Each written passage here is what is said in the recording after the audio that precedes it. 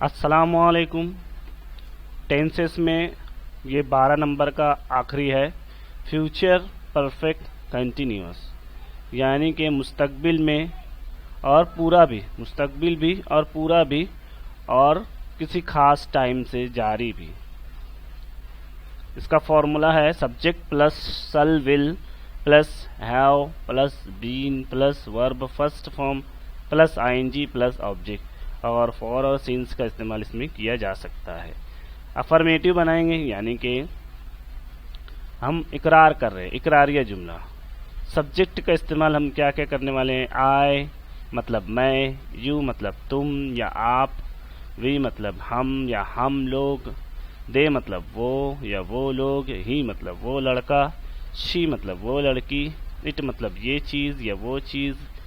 कोई भी एक नाम का इस्तेमाल करेंगे, कोई भी दो नाम या दो से ज़ायद नाम का इस्तेमाल करेंगे। ठीक है। अब यहाँ पे फ्यूचर परफेक्ट कंटिन्यूअस में यानी कि किसी खास वक्त में कोई काम हो रहा होगा, किसी खास वक्त तक, ये इस्तेमाल होता है, लेकिन बहुत कम, लेकिन इस्तेमाल होता है। ठीक है। पहला जुमला देखते हैं। I will have been going to school since 2010। मैं 2010 से स्कूल जा रहा होऊंगा। अब यहाँ पे सीन्स लगा दिए, पक्की टाइमिंग है, तो कच्ची टाइमिंग रहेंगी तो फॉर लगाएंगे। इसके बाद में दूसरा जुमला देखें। You will have been coming here for 10 days. आप यहाँ 10 दिनों से आ रहे होंगे। ये फ्यूचर में कोई काम का प्लानिंग पहले से हो गई होगी, तो इसके लिए इसका इस्तेमाल किया जाता है। We will have been learning English for 2 hours. हम 2 घंटे से अंग्रेज़ी सीख रहे होंगे मुस्तकबिल में, यानी कि हम अनुमान लगाएंगे कि मैं कल ये काम कर रहा होऊंगा, 2 घंटे से कर रहा होऊंगा। They will have been teaching us since July. अब जुलाई यानी कि पक्की टाइमिंग आ गई तो since लगा दिए। Since morning, since July, since Monday, since Sunday, since August, since 2010, since 2014। इस तरीके के जुमले से पहले फॉर सिंस का इस्तेमाल किया जाता है, और अगर काउंटेटिव रहेगी 10, 20 मिनट्स तो वहाँ पर फॉर का इस्तेमाल करते हैं। They will have been teaching us since July. वो जुलाई से हमें पढ़ा रहे होंगे।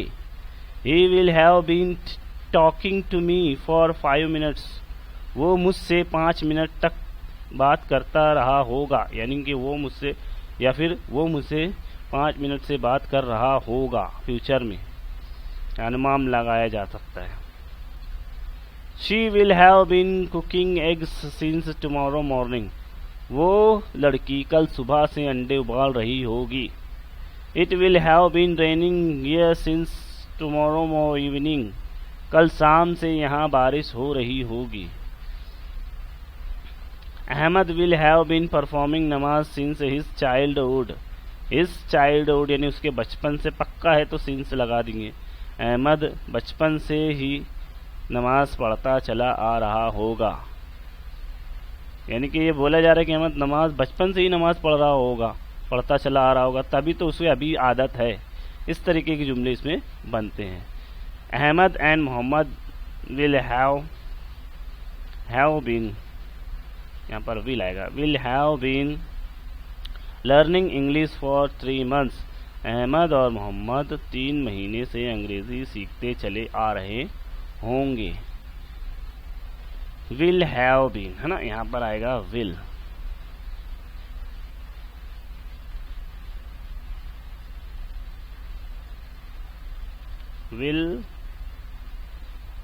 will have been learning English for 3 months।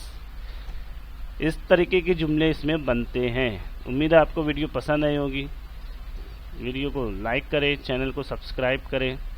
मिलते हैं अगली वीडियो में। प्रैक्टिस आपको करना होगा अगर आपको अंग्रेज़ी सीखना है तो। ठीक है।